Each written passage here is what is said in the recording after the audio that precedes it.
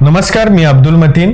तुमचं मॅक्स महाराष्ट्रामध्ये स्वागत. आमदार रत्नाकर गुट्टे यांच्या आग्रहामुळे आणि पक्षीय समजुतीमुळे भाजपाला परभणी जिल्हा परिषदेत पूर्ण बहुमत मिळवता आलं नाही. तरीही पालकमंत्री मेघना बोर्डीकर यांच्या प्रयत्नामुळे भाजपा सर्वात मोठा पक्ष ठरला. मात्र त्यांची स्वबळावर सत्ता स्थापनेची इच्छा मात्र अपूर्ण राहिली. परभणीच्या जिंतूर सेलू विधानसभा मतदारसंघातून दुसऱ्यांदा निवडून आलेल्या भाजपाच्या आमदार मेघना बोर्डीकर यांना पक्षाने राज्यमंत्री पदासह परभणी जिल्ह्याचे पालकमंत्री या पदाची जबाबदारी दिली. मुख्यमंत्री देवेंद्र फडणवीस यांनी ही मोठी संधी दिल्यानं मेघना बोर्डीकर यांनी जिल्ह्यात भाजपाची ताकद वाढवण्यासाठी जोमाने काम केलं. स्थानिक स्वराज्य संस्थांच्या निवडणुका स्वबळावर लढण्याचा निर्णय त्यांनी घेतला. कधी नव्हे ते जिल्ह्यात भाजपाला चांगले यश मिळाले. जिंतूर व सेलूच्या 2 नगराध्यक्षांसह जिल्ह्यात 34 नगरसेवक निवडून आले. सोनपेठ नगरपालिकेत परिवर्तन आघाडीचे पॅनल उभे करून नगराध्यक्षांसह 8 नगरसेवक निवडून आणले. परभणी पालिकेत पहिल्यांदाच 37 उमेदवार उतरवले. अल्पसंख्याक बहुल असलेल्या या शहरात अपेक्षित यश न मिळता तरी 12 जागा त्यांनी जिंकल्या. हा भाजपासाठी मोठा टप्पा होता.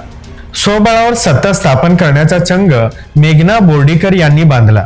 जिंतूर सेलू मतदारसंघासह गंगाखेड, पूर्णा, पालम या तालुक्यात तुल्यबळ उमेदवार तयार केले. गंगाखेडमध्ये विशेष लक्ष केंद्रित केलं, जिथे 7 गट, पूर्णा तालुक्यातील 6 आणि पालममध्ये 4 गटांवर जोर दिला. पण ऐनवेळी गंगाखेडचे आमदार रत्नाकर गुट्टे यांनी गंगाखेड मतदारसंघातील भाजपाचे बी फॉर्म स्वतःकडे मागितले. यशवंत सेनेच्या माध्यमातून नगर परिषद व महापालिकेत अपेक्षित यश न मिळाल्यानं ते जिल्हा परिषदेसाठी भाजप तिकिटावर लढण्यास उत्सुक होते. पक्षाचे सहयोगी आमदार असल्यानं त्यांना बी फॉर्म देण्याचे निर्देश दिले. पालकमंत्री बोर्डीकर यांनी वरिष्ठांकडे आग्रह धरून गंगाखेडमधील 17 पैकी 6 जागा या स्वतःकडे ठेवल्या.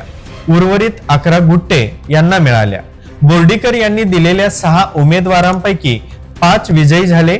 गुंजेगाव येथील करुणा कुंडगीर, धारासूर येथील शोभा कदम, चुडावा येथील भरत घनगाट, पेठशिवनी मधील सविता मुरकुटे विजयी झाले.